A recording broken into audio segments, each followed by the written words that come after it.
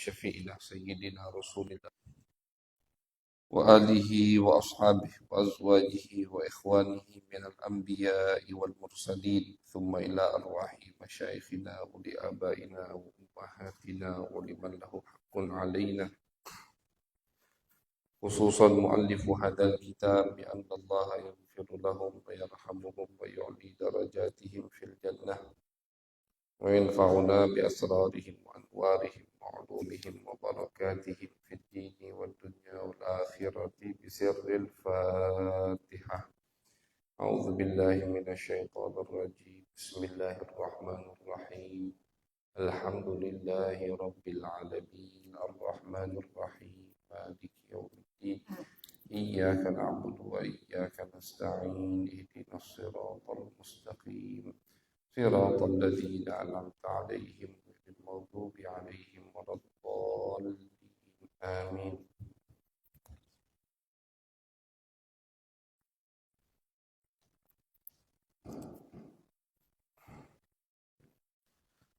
بسم الله الرحمن الرحيم. قال المؤلف رحمه الله ونفعنا به وبعلومه وبعلوم مشايخنا وبعلوم سائر الصالحين في الدارين آمين إلى أن قال فصل علامات البلوغ ثلاث تمام 15 سنة في الذكر والأنثى والاحتلام في الذكر والأنثى ل9 سنين والحيض في الأنثى ل9 سنين. Alhamdulillah, puji syukur kehadirat Allah Subhanahu wa taala. Salawat dan salam kita haturkan kepada baginda besar Nabi Agung Nabi Muhammad sallallahu alaihi wasallam. Ma'asyiral hadirin wal hadirat. Jamaah yang dirahmati oleh Allah, kita sambung kajian daripada pembacaan kitab Safinatun Najah yang mana kita berada di awal bab yang berkaitan dengan hukum, baik hukum bersuci atau hukum sholat nantinya. Di awal bab dari kitab ini, setelah beliau menyebutkan pembahasan tentang rukun Islam, rukun iman, beliau juga pengarang kitab ini sudah sedikit mengupas daripada makna kalimatut tauhid, yaitu la ilaha illallah. Beliau akan menyebutkan bab yang terkait dengan alamatul bulugh, tanda-tanda seorang anak masuk dalam umur atau masa baligh, dewasa. Baligh itu artinya dalam pemahaman syariat adalah anak yang sudah dewasa. Jadi istilah kalimat baligh artinya itu anak sudah dewasa menurut pandangan syariat. Walaupun kadang ada orang tua yang masih nganggep, oh ini anak aku masih kecil. Masih kecil. Tidak tahu yang pas ditanya berapa pak kecil umurnya, sudah 13-14 tahun. Sudah berapa tahun balik. Tapi tidak dibangunkan untuk sholat subuh. Karena kata dia masih kecil.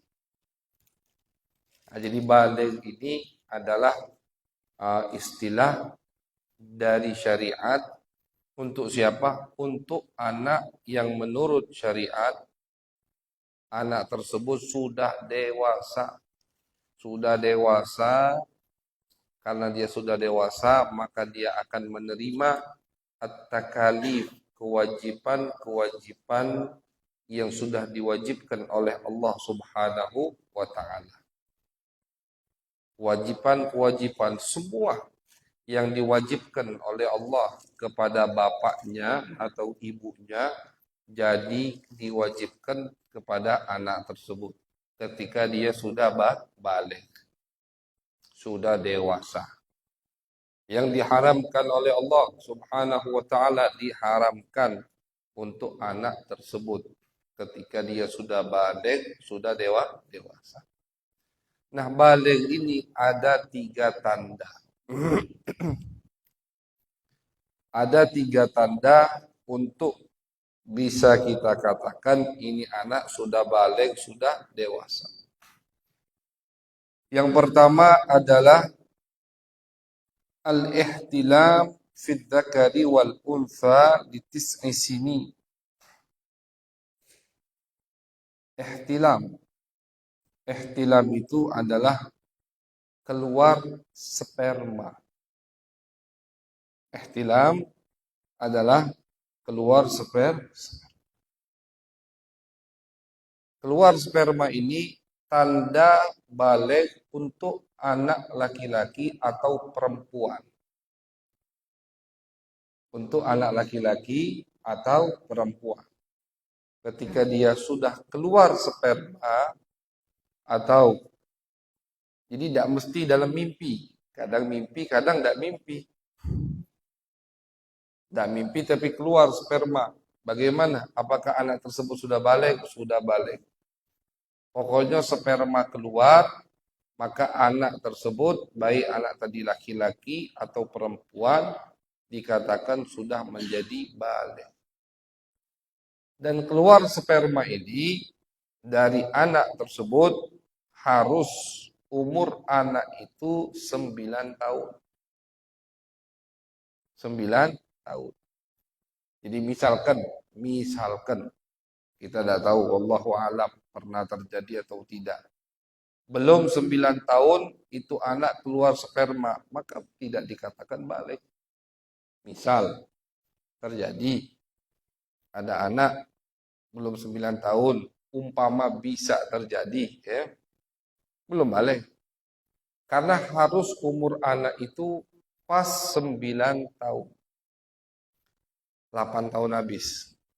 Jadi bukan 9 tahun habis. Bukan 9 tahun lewat sebulan, 9 tahun lewat 2 bulan, tidak. Tapi 8 tahun habis, dan sekali lagi yang jadi patokan di sini adalah bulan hijriyahnya, bukan bulan Masehi. Yang jadi patokan bulan hijriyah.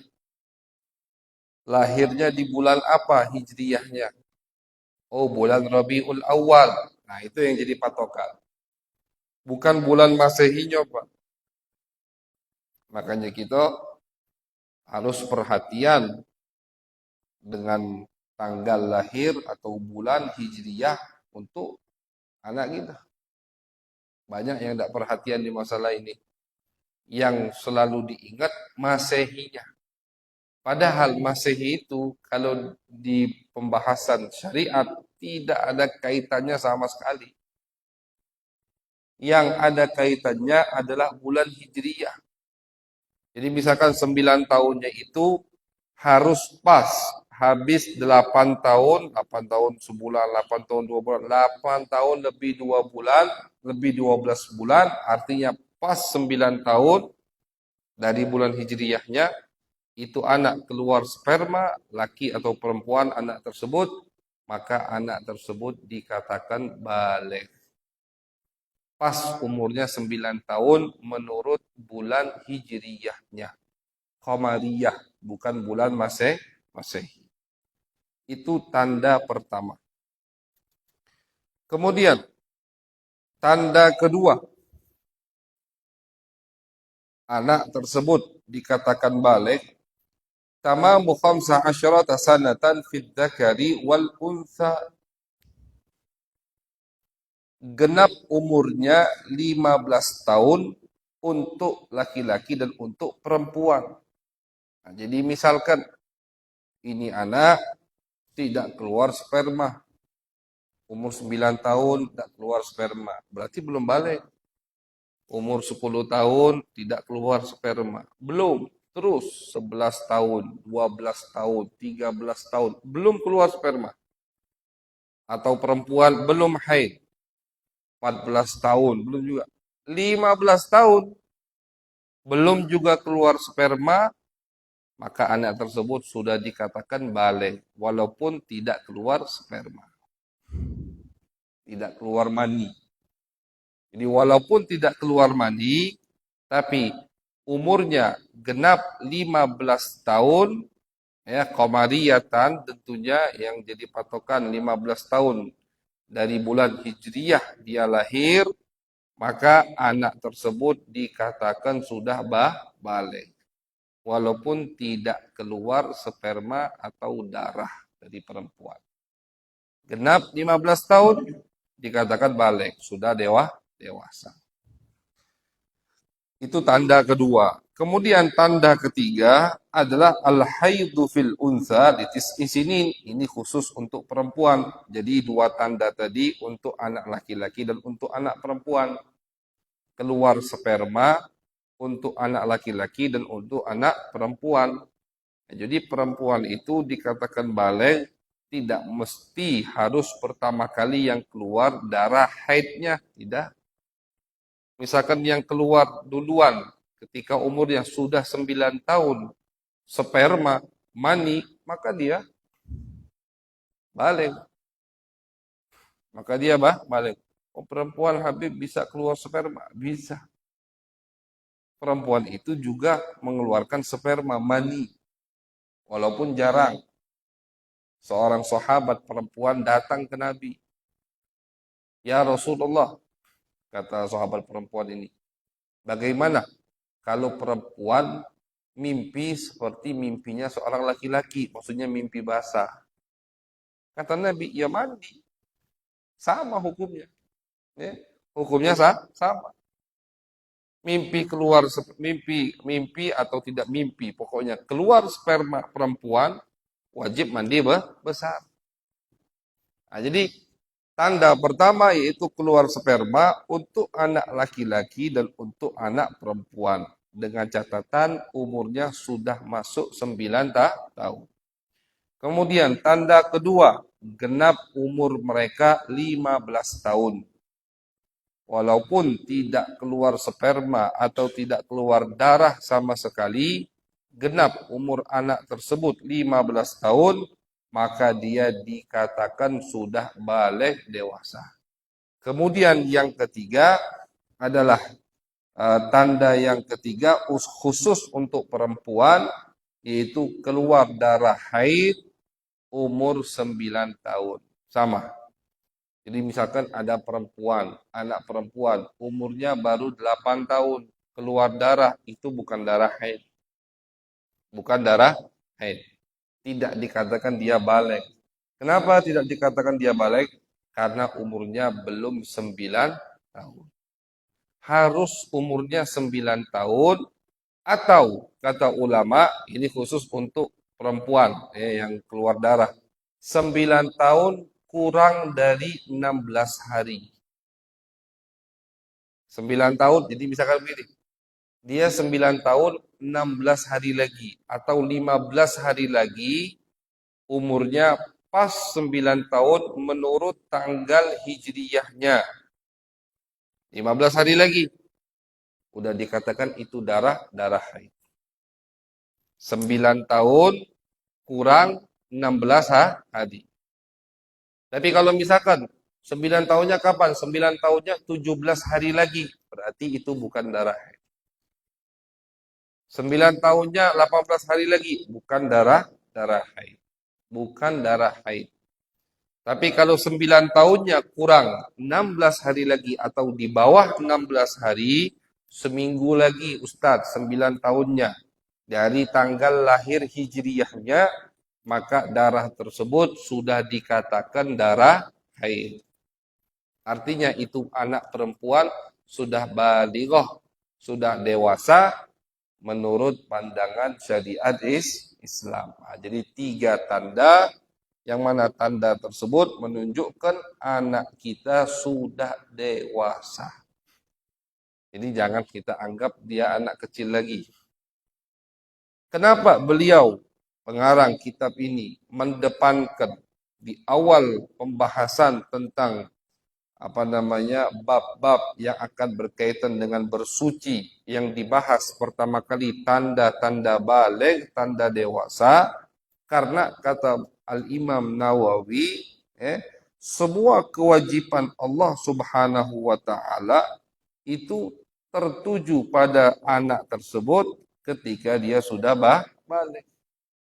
Kapan orang itu jadi mukallaf? Kapan orang itu kena tuntutan, kewajiban dari Allah Subhanahu wa taala ketika anak kecil ya sampai balik, sampai dewasa. Orang gila sampai dia sadar, tidak gila kembali. Itu. Itu orang gila itu tidak kena kewajiban dari Allah. Tidak mukallaf.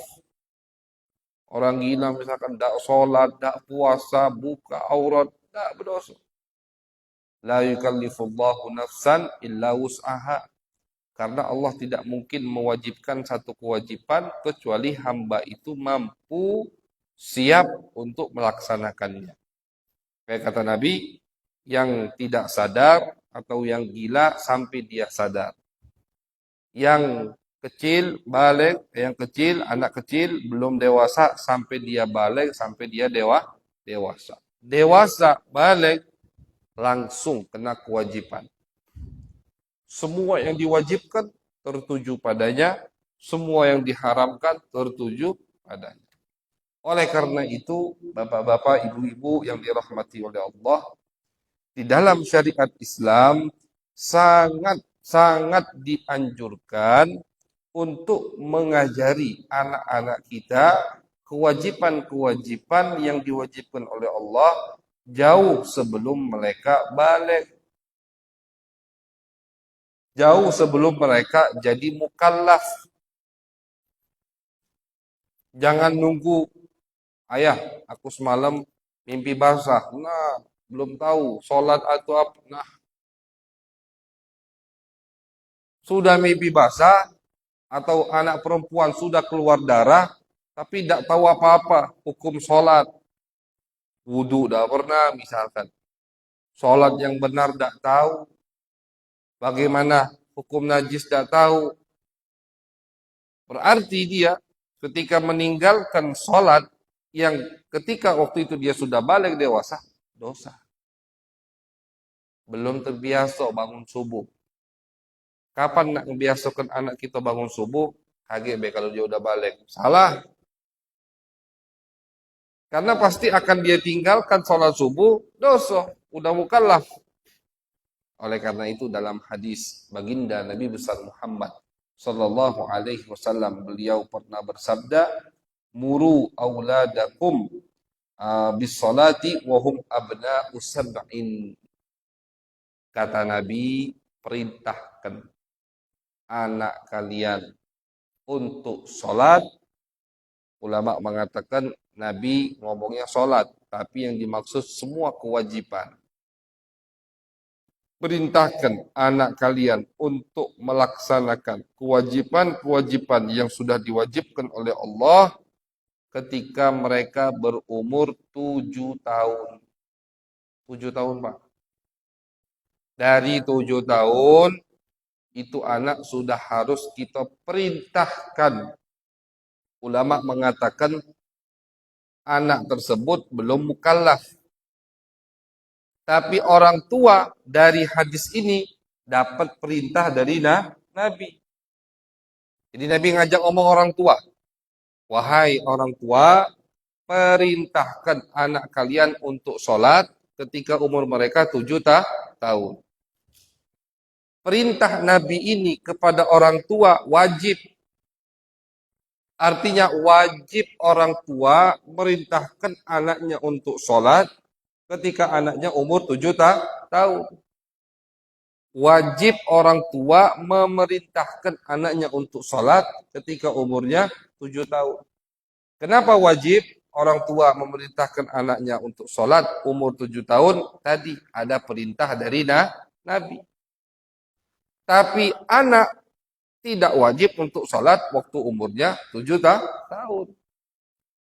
Artinya kita tidak harus misalkan nyeret anak kita untuk sholat, umurnya masih 7 tahun. Cukup diperintahkan aja, diiming-imingi, misalkan dilatih, agar dia terbiasa untuk melaksanakan ibadah-ibadah yang sudah diwajibkan oleh Allah. Wa farriquhum fil madaji. Ketika umurnya 7 tahun, kata Nabi, pisah tempat tidur. Ini akhlak adab Nabi Muhammad SAW. Umur 7 tahun, Pak, jangan gabung lagi sama anak tidur. Artinya udah dipisahkan. Yang cowok-cowok, yang cewek. Umur 7 tahun. Anak tadi jangan tidur sama maknya lagi. Ustaz, itu kan maknya. Iya. Cuman adab Nabi, akhlak Nabi Muhammad, tarbiyah, edukasi Nabi Muhammad SAW itu pasti yang paling sempurna. Biar tidak terjadi hal-hal yang mengerikan, untuk disebutkan mengeri, maka ikuti aturan Nabi Muhammad SAW. Umur 7 tahun, kata Nabi, pisahkan tempat tidur mereka. Yang cowok-cowok, yang anak cewek. Jangan gabung lagi dengan orang tuanya. Anak jangan gabung lagi dengan maknya. Putri jangan gabung lagi dengan bapaknya. Itu aturan Nabi Muhammad SAW. Pisahkan, kata Nabi. Ya, biar mereka juga ngerasa aku sudah besar. Sholat subuh, bangunkan. Makanya kalau kita perhatikan di dalam Al-Quran, Allah itu bukan hanya memerintahkan kita untuk sholat. Ayat yang berbunyi, wa aqimus sholah. Dirikanlah sholat. Itu perintah untuk semua mukmin dan mukminah, muslim, muslimah. Tapi ada perintah lain untuk kepala keluarga. Wa'mur ahlaka bis-shalah. Perintahkan keluargamu untuk sholat. Itu wajib. Jadi kita ini, kepala keluarga, orang tua, punya 2 kewajiban. Kewajiban pertama, kita harus mendirikan sholat. Kewajiban kedua, kita harus memerintahkan keluarga kita untuk sholat. Jadi jangan sampai, naudzubillah, kitanya sholat di masjid. Masya Allah, bapaknya rajin ke masjid. Subuh pertama kali di masjid. Tapi yang di rumah, tak kata yang sholat subuh. Naudzubillah, tidak boleh jadi itu. Jadi kita ke masjid, yang di rumah harus kita perhatikan juga sholatnya. Sholat apa tidak? Pulang kita ke rumah, tanya, tadi maghrib, sholat apa tidak? Baca wirid apa tidak? Apa ibe kamu tadi maghrib? Nah itu termasuk perhatian, pertanyaan yang diperintahkan oleh Allah Subhanahu wa Ta'ala untuk kita tanyakan kepada keluarga kita. Makanya ketika ayat ini turun, Nabi setiap pagi itu keliling, ngetoki pintu rumah istri-istri beliau. As-shalah, as-shalah. Tiap pagi, subuh. Ke rumah Siti Fatimah. Rumah Nabi sama Siti Fatimah sampingan. Diketok pintu yang Nabi sama tongkat. Sholat, sholat. Sholat, sholat. Ke rumah fulana, istri beliau. Sholat, sholat. Perintah dari Allah. Padahal istri-istri Nabi, anak-anak Nabi, Siti Fatimah, pasti sudah bangun sebelum azan. Tapi tetap Nabi lakukan. Memerintahkan mereka untuk sholat. Nah, jadi Pak, pertanyaan tadi, sholat atau tidak, itu tidak pernah kita tanyakan ke wong rumah kita.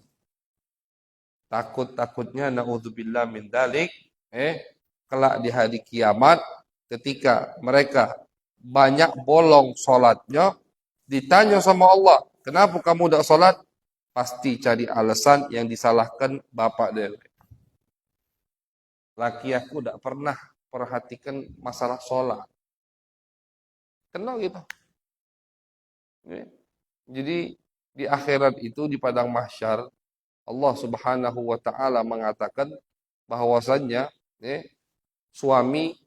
ada beberapa suami yang lari dari istrinya.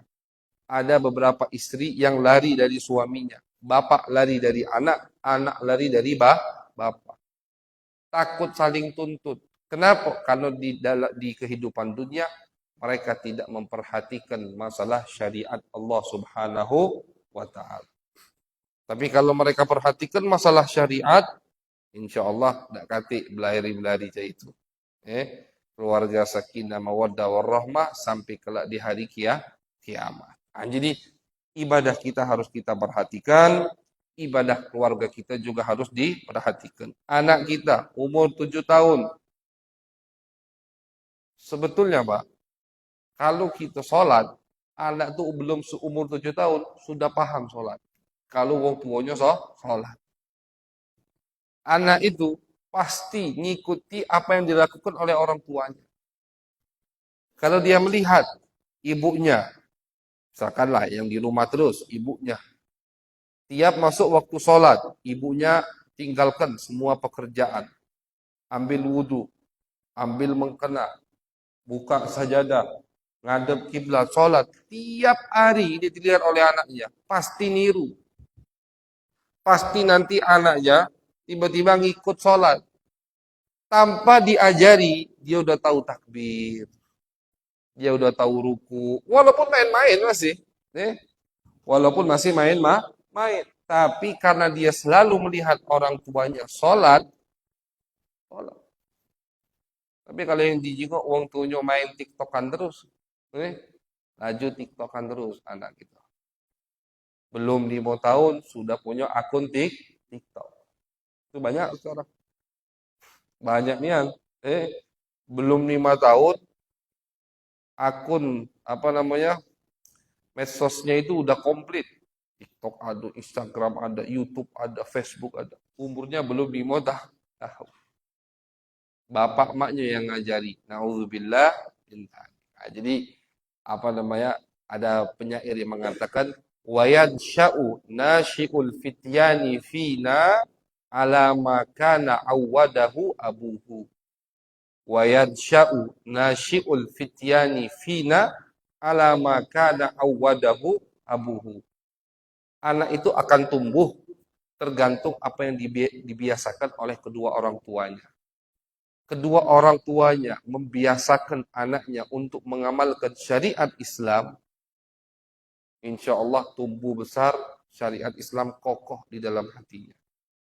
Anak umur 2 tahun, 3 tahun, kita marahi, misalkan, maaf, tidak pakai celana di depan rumah, kita marahi, malu, ini aurat. Wah itu, umur 4 tahun sudah, tidak pernah lagi, istilahnya tidak pakai apa-apa di depan. Dari kecil Pak harus kita ajari.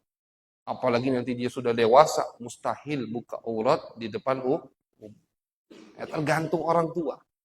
Anak itu kan tergantung orang tua. Nah, jadi penting kita perhatikan masalah yang berkaitan dengan anak kita, karena itu tanggung jawab beban amanah dari Allah Subhanahu wa taala. Orang habis kawin, pertama kali yang dipikirkan kapan punya anak. Dapat anak senang luar biasa, alhamdulillah. Tapi jangan lupa, anak itu adalah amanah, beban dari Allah Subhanahu wa taala, harus kita didik, kita persiapkan sampai anak tadi balik dewasa, siap melaksanakan kewajiban-kewajiban yang diwajibkan oleh Allah Subhanahu wa taala. Jadi umur anak 7 tahun sudah harus diperintahkan untuk melakukan ibadah-ibadah yang wajib. Dia sholatnya ngaco misalkan, tidak apa-apa. Tapi kita perintahkan untuk sholat. Kata Nabi, wadribuhum wa hum abna'ul ashri. Ketika anak tadi sudah sampai umur 10 tahun dan belum balik, misalkan belum balik, belum wajib, berarti kan dia sholat. Umurnya 10 tahun. Tapi umurnya 10 tahun. Artinya, bisa kapan dia balik, dah sholat. Pukul, kata Nabi. Ini dari Nabi. Makanya termasuk cara mendidik anak dalam syariat Islam dengan memukul, tapi dengan tanda dengan garis bawah bahwasanya mukulnya itu bukan sembarangan mukul. Bukan sembarangan tapi ada memukul, ada. Perintah dari Nabi ada. pukul anak kalian ketika umurnya 10 tahun, dia belum balik, tidak mau sholat. Pukul. Apalagi kalau sudah balik. Saya Pak, biarlah dia nangis subuh-subuh tiap hari, daripada nangis gagek di api neraka jahanam. Na'udzubillah. Biar bangun nih, paksa. Kita harus lebih kuat. Ini syariat Allah. Saya kesian Ustaz, masih 10 tahun, tapi sudah balik. Sudah dewasa. Nah, kena dosa. Bapaknya, ibunya kena dosa, anaknya kena dosa. Nauzubillah min dzalik. Jadi kata Nabi, umurnya sampai 10 tahun, belum balik, tidak mau sholat, pukul. Tapi pukulnya bukan pukul yang melukai.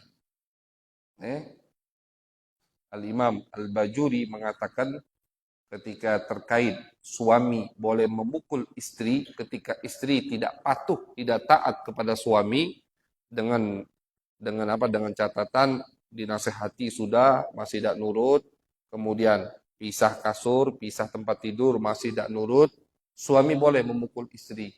Pukul kata Imam Bajuri pukulan yang tidak melukai. Tidak boleh pukul muka. Tidak boleh pakai senjata. Tidak boleh pakai tongkat, tidak boleh. Pukulnya itu kata Imam Ghazali, pakai sapu tangan misalkan, disebat ke dia, itu. Atau cuma dicubit. Pukul. Tapi ada memukul dalam syariat untuk bentuk tarbiyah, edukasi, mendidik anak, ada. Ini perintah Nabi Muhammad sallallahu alaihi wasallam. Jadi umur 10 tahun dia belum balik, tidak mau sholat, pukul kata Nabi. Pukul dengan tunjukkan amarah kita biar dia sadar bahwasannya bahwasannya yang dia tinggalkan adalah perkara yang besar. Jangan pas dia ngembek duit kita marah. Ngembek duit itu marah niat. Tapi pas dia udah sholat kita diam. Nah, kata dia berarti yang lebih penting duit dari sholat. Nah, itu yang dipelajari sama anak kita. Jadi harus diajari dari umur 7 tahun tentang syariat, sholat, diajari puasa. Bahkan Al-Imam An-Nawawi mengatakan bahwasannya termasuk yang harus diajari, wajib diajari, kewajiban yang harus kita sampaikan, kita kasih tahu anak kita ketika dia sudah mendekati umur baligh, apa? Tentang Nabi Muhammad sallallahu alaihi wasallam. Harus dikasih tahu. Nabi kita namanya Muhammad bin Abdullah, lahir di Mekah. Kasih tahu sejarah Nabi sebelum dia balik. Jadi termasuk kata Imam Nawawi, kewajiban yang harus disampaikan, diajarkan oleh orang tua kepada anak-anaknya adalah hal-hal yang berkaitan dengan baginda Nabi besar Muhammad sallallahu alaihi wasallam. Itu termasuk yang harus diajari. Kenalkan dari kecil mereka dengan Nabi Muhammad sallallahu alaihi wasallam. Jadi pembahasan kita malam hari ini dari bab yang barusan kita baca adalah tanda-tanda anak baligh atau dewasa. Keluar sperma untuk anak laki-laki atau anak perempuan dengan syarat umurnya sudah genap 9 tahun. Kemudian jika tidak keluar sperma atau tidak keluar darah untuk anak perempuan genap umur 15 tahun, maka mereka sudah dewasa, baligh. Kemudian tanda ketiga khusus untuk wanita, keluar darah ketika umur mereka 9 tahun atau 9 tahun kurang 16 hari atau di bawah 16 hari. 9 tahun kurang 15, kurang 12, kurang seminggu, maka anak perempuan tersebut sudah dikategorikan anak perempuan yang balighah, yang dewasa. Sudah wajib melakukan hal-hal yang diwajibkan oleh Allah Subhanahu wa taala. Ini bab pertama terkait masalah bersuci. Insyaallah di pertemuan yang akan mendatang kita akan membahas, mengkaji bab bagaimana cara kita bersuci. Mudah-mudahan kita bisa mengamalkan apa yang disampaikan, apa yang kita dengarkan dari pengarang kitab ini, dari Imam An-Nawawi. Insya Allah bisa kita amalkan, bisa kita terapkan, dan mudah-mudahan kita bisa selalu menghadiri majlis-majlis ilmu, majlis-majlis berkah, bermanfaat, Amin ya rabbal alamin. Allahumma ahdina bil ilm wa zayyinna bil hilm wa akrimna bit taqwa wa jammilna bil afiyah. Rabbana taqabbal minna innaka antas samiul alim wa tub alaina innaka antat tawwabur rahim. Wa sallallahu ala sayyidina Muhammadin wa ala alihi wa sahbihi wa baraka wa sallama. Walhamdulillahi rabbil alamin. Wassalamualaikum warahmatullahi wabarakatuh. Jatuh